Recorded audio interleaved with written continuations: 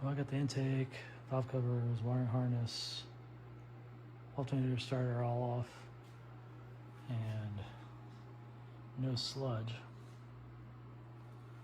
Which looks really good and clean in here. So the guy I got from said it had 70,000 miles on it, which by the looks of it, I would say that is fairly accurate.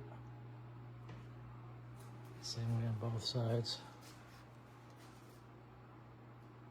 No sludge. So that's awesome. Of course, you have your deposit inside there, but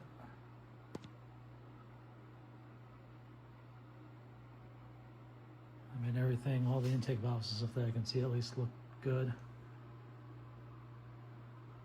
But yeah, I got the plug off kits for those. Full gasket set.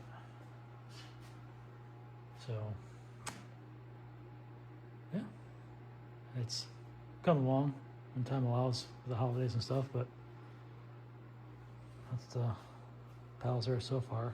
But be neat seeing that and that. So